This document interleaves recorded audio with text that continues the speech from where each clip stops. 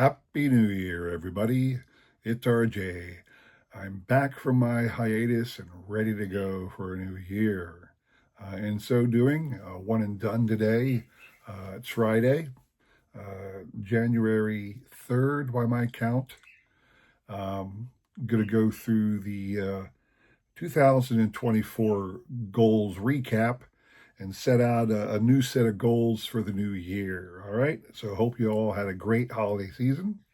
I've been watching a lot of great videos, people showing off their top 50 or 100 or whatever cards.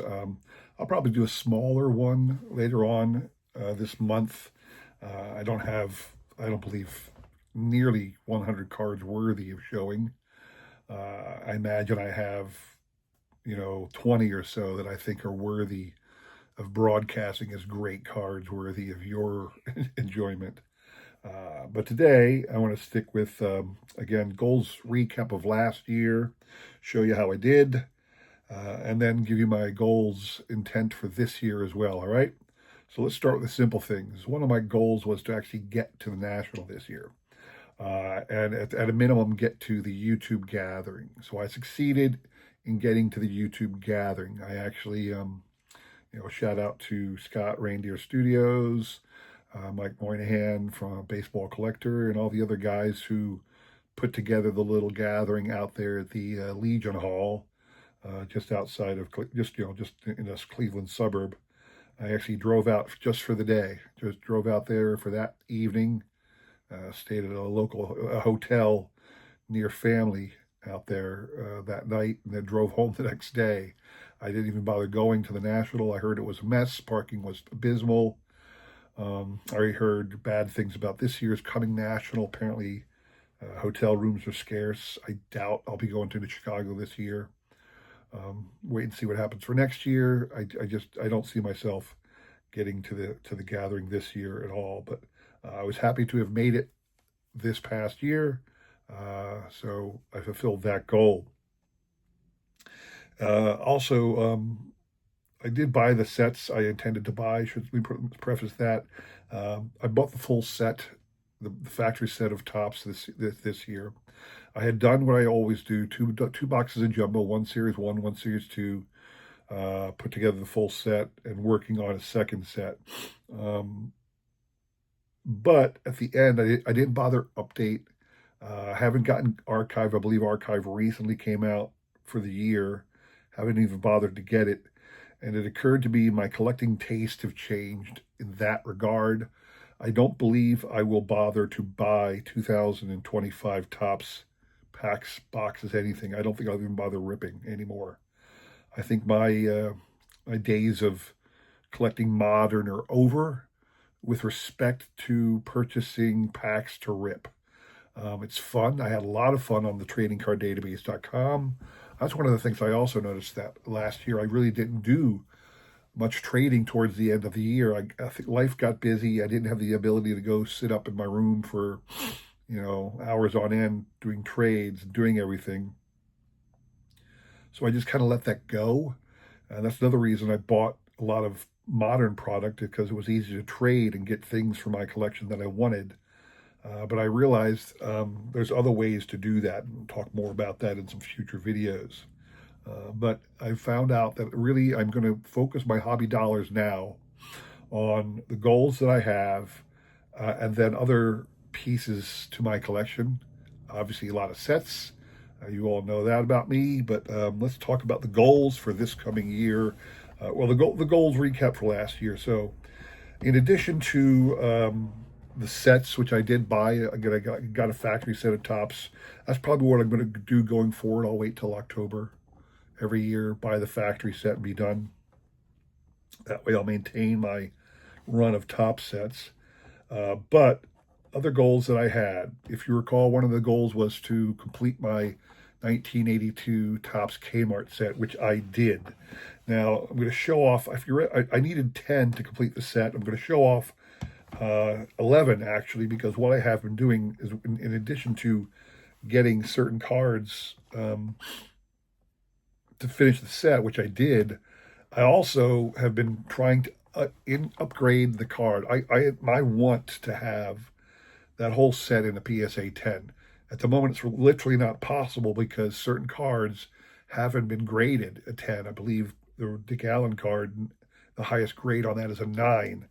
I don't even think there is a 10, but I want to have as close as possible to a 10 on all these cards. There's a couple cards I have that are 6, 7, or 8.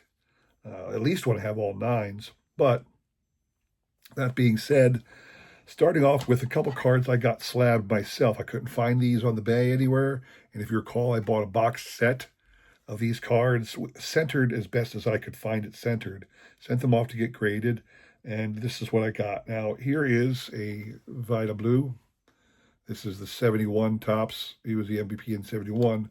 One of the biggest problems is right there. You can see a little fisheye right above it says MVP Series. That's probably one of the reasons it got a 7, because it's a pretty crisp card otherwise. So the Vida Blue was a new pickup this year. This one, Fred Lynn from 75 design, got an 8. It looks like there's a fisheye, but the fisheye is in the image of the card, not in the printing of this thing. Whatever image they used, right by his hat, there's a little fisheye, but that's in the card image that they used in this set. It's not part of the printing of this reprint set. So anyway, that one got an 8. These are ones I sent in from my own box to get slabbed. So got the Dick Allen in an 8. And again, this, to my knowledge, this does not exist in a 10 yet. But I'll keep, trying to find good sets and sending it in myself probably. I think I have about 30 of the 44 cards in 10s now. There's about 5 cards I have that are not 9s. So I'm working on trying to get these as good as possible. Kmart Orlando Cepeda. It's from 1970. I think it's 77, is it? Yeah, 60. I'm sorry, 77. This 67 design. I got an 8. And these are ones I sent in myself. 66 Frank Robinson style. Got a 9. Then I'm always scouring the Bay looking for new posts of these cards in 10s. Right now there's a Pete Rose. There are 44 cards in the set, but since Kmart was doing all the MVPs of the last 20 years back in 1982, it was from 1963 through 1982, that left them 3 cards short of a 44 card set. So they just put in highlight cards at the end. Don Drysdale, Hank Aaron, and Pete Rose highlight cards at the end. The Pete Rose highlight card, right now there's one up on the Bay in a 10, but they want like $150 for it, and I'm a little hesitant to put up $100 for that card. I think the one I have is an 8. So I'm a little, I'll pass for right now. But these cards I did go after to upgrade to a 10. Got a Willie McCovey. This is a 69 design. Picked that. These are upgrades now. So I probably bought many of these previously, but I have upgraded to 10s. Roberto Clemente. This is actually the 3rd one I've bought of this, because I think I got a 7, upgraded to a 9, and then found this one and upgraded to a 10. Joe Morgan, 10.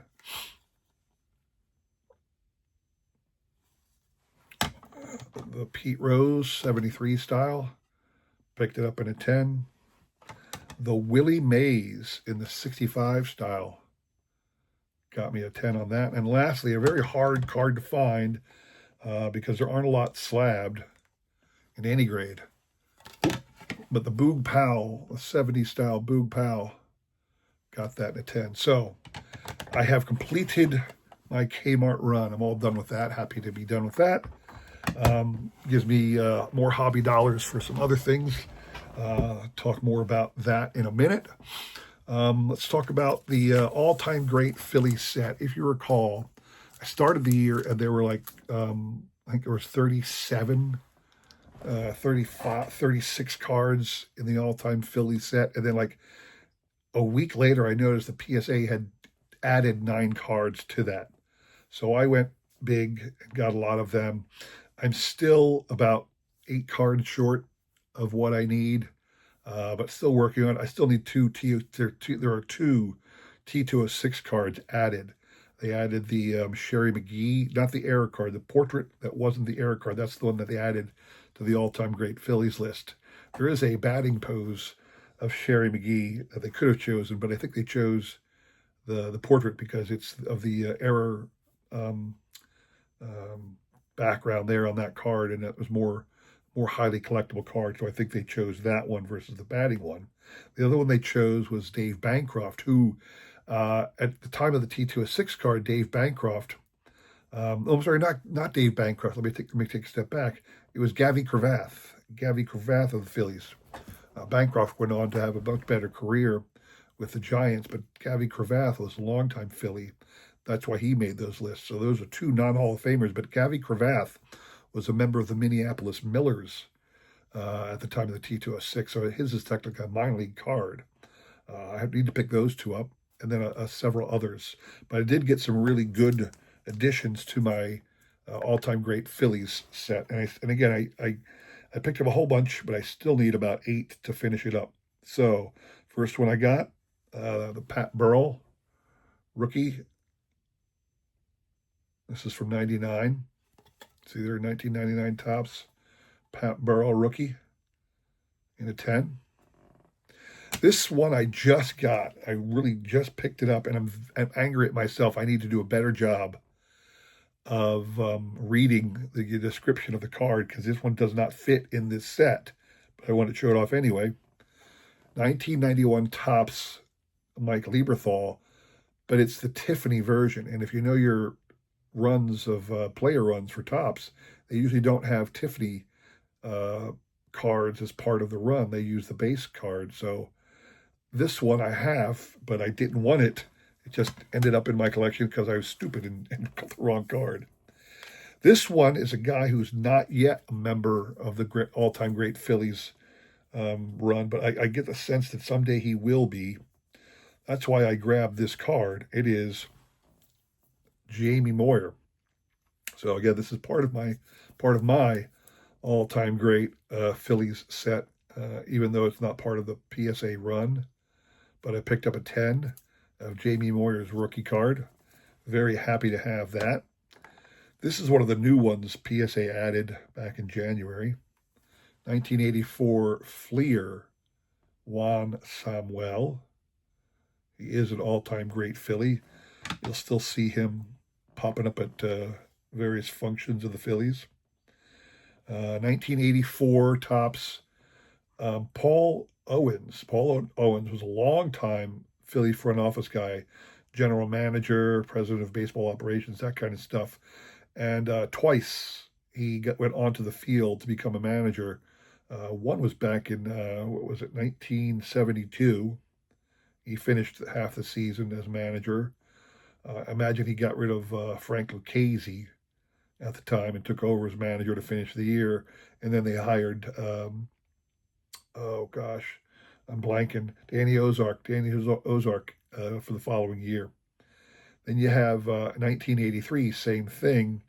I think it was it Nick Lavin? No, it was Pat Corrales started the year as manager, and they were in first place when they got rid of Pat Corrales, and Paul Owens took the field. But Paul Owens, longtime awesome member of the Phillies.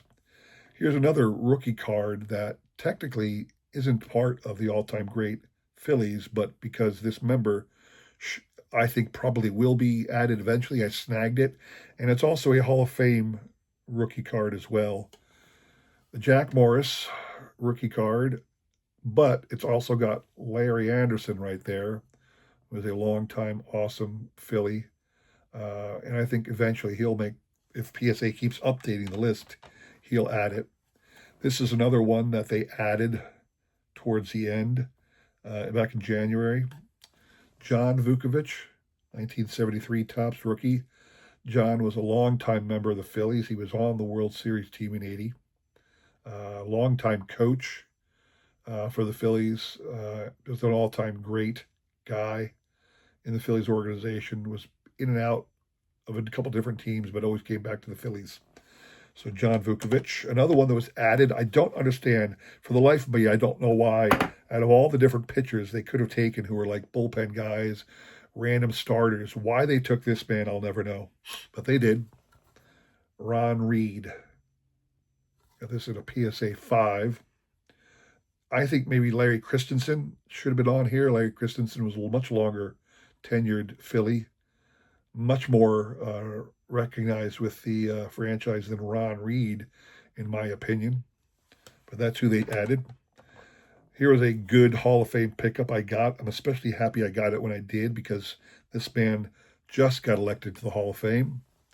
1964 Topps Dick Allen in a PSA 6. Got this at a really good price for that grade too. So this was my first big purchase, and this one was not a comic card. I got it under $1,000, but not really under $1,000 when you consider tax and shipping. But the purchase price was less than $1,000. Pete Rose rookie in a 3. So I got a nice, awesome 1963, right? 1963 rookie stars, Pete Rose in a 3. These are all going back further and further in year, obviously. Picked up the 57 Jim Bunning in a 6. Just pulled up, I put this one's out of order. Just got this one the other day. 1967 Chris Short. This one, he was just added to the all-time great Phillies list. That makes sense to me.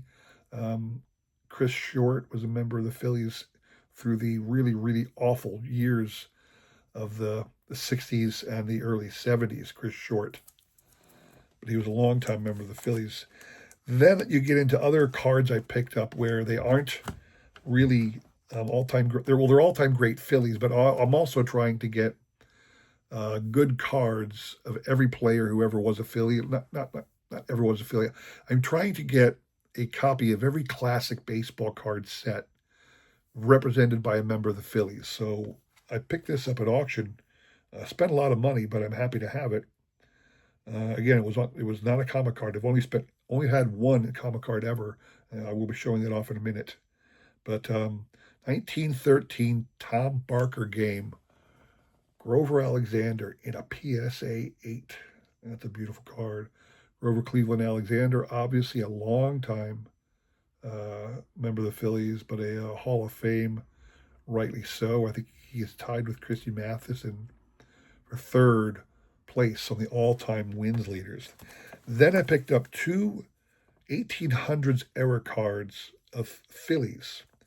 A couple ones I've been wanting for a while just because I wanted cards of this set, but the fact that it happened to be Phillies is really good. Now, let me talk a little bit about the first one.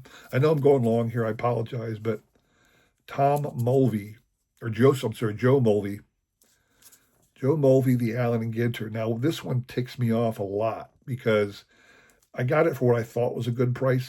These original Allen and Ginters are hard to find, very hard to find, but I got it for what I thought was a decent price. And then about a month or two later, Dave over at Vintage Oddball Rick over at Vintage Oddball Cards was selling cards of his, and he had this one for like a third of what I bought it for off the bay. So I'm kicking myself when I saw that, but too late now. I own it.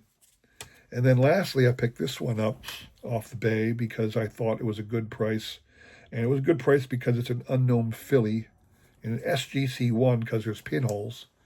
An old Judge, Ed Daly, and there's pinholes top and bottom. You can see there. That's why I got your SGC1. So those were the pickups I got this year for my all-time great Philly set. Lord willing, if PSA does not ambush me by adding a whole bunch of new cards, I will be able to get this set completed. Again, I think there's about 7 or 8 cards I still need for that set, and I'll finish that set up this year as well. Again, I just finished up the Kmart set last year, so finishing up the all-time great Philly set this year is one of my other goals. The other goal I had every year so far, and I maintain, is my attempt to collect all of the E95 Philadelphia Caramel cards. I have, well, there are 25 cards in that set. E95 Philadelphia Caramels. I'm going to show you the back of a card right now. So this is the list of every player in that card set. There are 25 of them. One of the reasons I chose this as a card set to try and acquire is because there's only 25 cards in it. And since RJ collects sets, if I'm going to start a run of old cards, there has to be a purpose. There has to be a reason to go after them. Either I'm going to collect the whole set, or it's one card of many other sets similar to the all-time great Phillies. That's why I don't mind picking up a card, a random Allen and Ginter or a random old Judge, because it fits in my other set, my set of all-time great Phillies. So I got, every year I've been picking up 2 Hall of Famers and 4 non-Hall of Famers. I've been doing that every year for 3 years. This was actually the 4th year I've been doing this, because there are 25 cards in the set. Picking up 6 a year, after 4 years, I should have all but one. We'll talk about that last one in a second.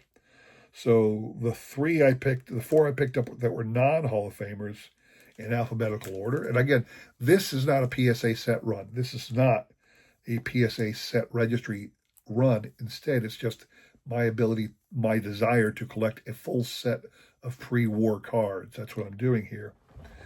So I got Eddie Sicott. At this moment, a member of the Boston Red Sox still, before getting traded to the White Sox. I got that in an SGC1. Very pricey card for a non-Hall of Famer, but I think because of the name recognition and the White Sox scandal, that's why he got that. The next card, again, of the 4 non-Hall of Famers, guy named Harry Krause. Harry Krause was a member of the Philadelphia Athletics. Got that in a PSA good 2 marked. Nice centering and everything. It says marked. I believe if you look on the back here at the top, it looks like somebody wrote something in pencil that was eventually erased. That's why it got the marked qualifier. And again, these are the ones I acquired last year. SGC 40 old style, Tommy Leach. Again, he's out of the Pirates. And again, I'm not trying to get all PSA cards in here. It's a really nice card. Well centered, although it's got some staining on the front. And obviously all the cards have rounded corners, every one of them. So this is an awesome one. Fred Merkle, also an old SGC holder of 40. Really cool Fred Merkle card. If you know your baseball history, you know Fred Merkle from the Giants.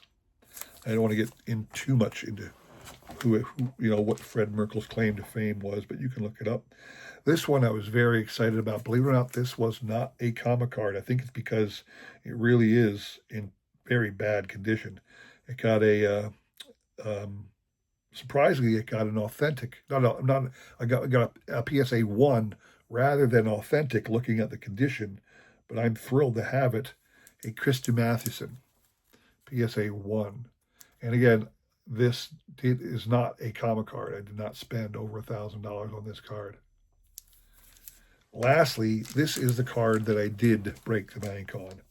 I went high in this one because it was a VG3, and a VG3 is a pricey card for anything pre-war, practically. But I got the Eddie Plank E95 Caramel. Very thrilled when I got that. So those are the 6 cards I got last year. It is my goal in the new year, again, to do 6 more cards. There will be 2 Hall of Famers I need to get. Now, unfortunately, one of those is going to be a very expensive card. The first one is going to be Chief Bender. I can get him for under $1,000, probably closer to 500.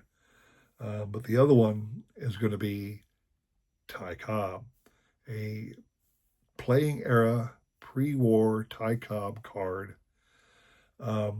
pre-World War One too, if you think about it.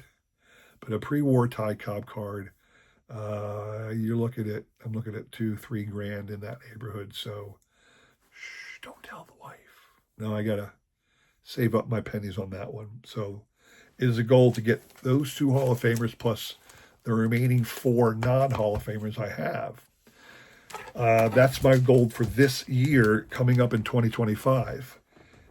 Next year, I will have 24 of the 25 cards that make up the 1909 E95 Caramel card set, leaving me 1 left. But that one, if you've been following my journey, you know that one is the Honus Wagner. And a Honus Wagner in any grade is approximately 10 grand. So getting that one is going to be a little difficult, but I can worry about that in 2026. I don't want to think about it right now. So those are 2 of my goals. The all-time Philly set, completing that, getting 6 more for the E95 Caramel. The other card collecting gold I started collecting the 1961 Golden Press card. That was because I had picked up 2 from the basement find. Dave Blue Jacket 66, cleaning out his dad's basement. Mike Moynihan, baseball collector, and all his friends buying it. And I got 2 in the mystery pack, John McGraw and Dazzy Vance. And I got these slabbed. McGraw came out of 4, the Vance came out of 2. Don't care. I wanted to get 6 of those this year. I failed to do that. I was concentrating on other things. These are not pricey cards. I only got 2 more. Bill Dickey in a 3 and Eddie Collins in a 3. The Bill Dickey I actually stumbled across on my LCS for in the $5 bin. And the Eddie Collins I think I got for $15 off the bay. These are very inexpensive cards in these low grades. I don't care about the grades on this set because there's no way I'm going to get 10 on these cards, 10s on these cards, and I'll certainly never get 10 across the board. So why bother worrying about the grade? Just get the card and have all 33 in the set. So I will maintain, now that I got taken 4 off the bat, that gives me 29 cards to get. Let's assume 7's a good number, 7 to 8. Because if we do 7 to 8, we can get done this set in 4 years. So 7 to 8, I'll say, is my goal for the 1961 Golden Press, to add that many more to my collection in the coming year. Other goals. So those are 2 recaps from last year that are going to flow into this coming year. The E95 Caramel, as well as the Golden Press. New gold collecting for this coming year. One is I did start a Wade Boggs collection, PSA run. I'm not going to show those off to you, but there's not a lot to that, and I'm not looking for all PSA 10s, but I want to get that done. I think I have 9 of his cards. I sort of want to add to it. I'm not looking for any exact number, but 9's a good number because I'll keep it in the low grade era. Maybe I'll just, for ones I don't have, maybe I'll just throw them into grab pennies, grab a group of penny cards of Wade Boggs, send them in to get slabbed up just so I can get the player run done. Doesn't have to be perfect, but I'm doing my player run of Wade Boggs. I want to add to that, just add to it, no specific number. Do I want to start anything new? Do I want to commit to anything new? The answer is no, I really don't. Those are some good goals that I want to definitely complete, but I don't want to tie myself to anything else. I've been doing a lot of pretty cool things, and I'll show a couple of those in some upcoming videos. I've been acquiring some really great stuff, and I actually found I made one of those purchases we all wish we could make. I talked a story about one I did last year that didn't come to fruition, but this time I actually did one on my own, and I didn't think anything of it. And I started selling some stuff from this find, and I'm getting a return on my investment that everybody would love to get. I'll tell that in a video next week if you want to stop by and see that. But I'm finding a good way to fund or increase my hobby budget by selling a bunch of things that I stumbled upon. Let's use that word. I'll tell you that story next week. So anyway, that is my 2024 hobby goals recap and my 2025 hobby goal preview. So I hope you enjoyed that. I'll be looking at everybody else's goal recap and previews in the upcoming weeks. I'm back. I finished my vacation, had a great vacation. I'll be showing off all the great stuff I got. In fact, right back here, that thing right there, that is a wall hanging my wife got for me.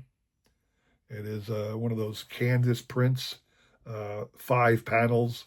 You can see smaller to larger smaller on the sides, larger in the middle. That's a wall hanging my wife got me at Citizen Bank Park. Really doesn't show any game per se, but it's a nice little cool baseball homage for my little baseball room here as it is. So anyway, appreciate y'all checking back with me. Again, I'm looking forward to all your videos of goal recaps and previews for the coming year. I want to thank everybody for watching. Really do appreciate your support as I try my best to support everybody else in this great card community. All right, let's have a great 2025. Can't wait to see what you all have to show off this year. Thanks very much for watching. Have a great week. I'll see you on Monday. Take care.